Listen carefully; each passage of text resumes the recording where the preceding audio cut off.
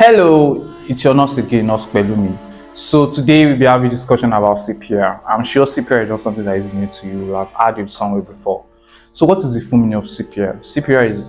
Full meaning of CPR means cardiopulmonary resuscitation. And there are a lot of perceptions regarding CPR because I was once reading on social media that someone that has epilepsy that is convulsing, they should do CPR. Don't worry, I'm going to enlighten you about CPR fully today. So like I said earlier, CPR means cardiopulmonary resuscitation, and CPR is an emergency life-saving skills or techniques that you can initiate whenever the heart or the breathing stops in case of cardiac arrest and then in drowning.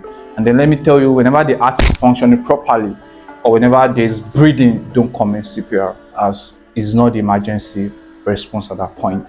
So let's talk about the basic principles of CPR. This is going to give you the guideline whenever you want to initiate or whenever you want to help someone, whenever their heart stops or whenever their breathing stops. So there's a very good acronym for it. It is called Dr. SABCD. Very simple. Dr. SABCD. And I'm going to break this down for you. So the first D stands for danger. That is, you're going to assess the environment first. Don't start panicking. Whenever you see someone that is in need of this CPR, the first thing you assess the environment. Take the person out of the danger first. Let's say, for example, someone is drowning, and you see someone that is inside the water or inside the pool. You assess the danger. Take them out of the danger first. Very, very important. Don't start panicking. Start gathering and then start, Nigeria. Start doing videos and all. Then the second one is R, which stands for response. So you check for response, and then there's another acronym for it's AVPU. You check the alertness of that person, check for pain, check for consciousness, and then you check for, I said AVP, check for verbal, that is the voice. You can call them by their name. And if you want to check for pain, you can just pinch their skin to check if they are truly responding to pain. And then the third one, which is S out of the doctor, SABCD, is you seek for medical attention, which is very, very important. Even though you are very skilled, you are expert in this CPR, you still have to seek for medical emergency or medical help because you don't know how it's going to end at the end of the day. So the A stands for airway, whereby you ensure that you check if there's any form of obstruction. If there's anything that is obstructing the airway, that is obstructing the flow of, that's obstructing gaseous exchange, you have to ensure that it is being attended. If you know that you're expert, you're competent, if it's something you can remove, if there's any foreign object that can remove, you can remove. If it's not possible, don't force any object out.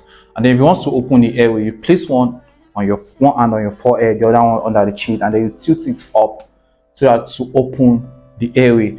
And then the B stands for breathing. You check for breathing. You check the chest wall rising and falling for 10 seconds. You can't see anything for 10 seconds. That means there's no breathing, and there's a cause for alarm. And then you check for C, that's the circulation. You check the pulse. You count the pulse.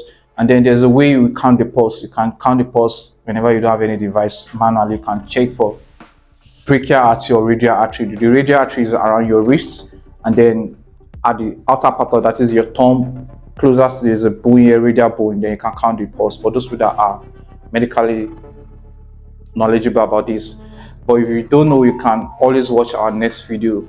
And then the last D stands for defibrillation. Don't worry, let me explain the defibrillation part. We have a device called automated external defibrillator, AED. It's very portable, it's mobile, and whenever you're calling for an ambulance or what you're seeking for, if you have the chance of getting this AED, it's very, very important because it also improves or increases the survival rate of the person you're using this AED for.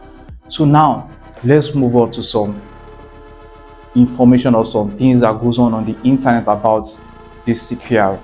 But let me tell you, most people believe that the way you commence CPR or the way you do CPR for female and for male is totally different. But according to some researches or studies, there's nothing different because most people believe that the anatomical structure of the male is different from the female.